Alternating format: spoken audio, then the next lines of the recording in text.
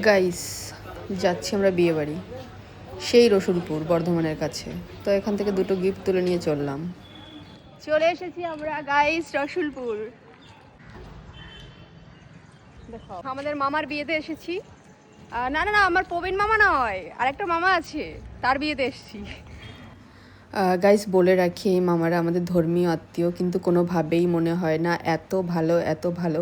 নিজের বিয়ের সময় আমাদের রিসিভ করতে এসেছিল, স্টেশন থেকে আমাদের নিয়ে গেছে।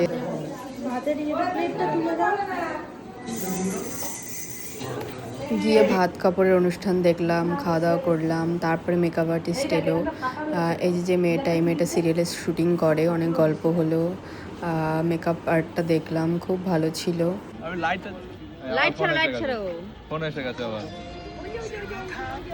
তারপর আমরা বিয়েবাড়ি কিছুটা ঘোরাঘুরি করে আনন্দ করে খাওয়া দাওয়া করলাম। খাওয়া দাওয়া ভিডিও করা হয়নি, খাওয়া দাওয়া কনসেন্ট্রেট ছিল, খুব ভালো খাবার ছিল।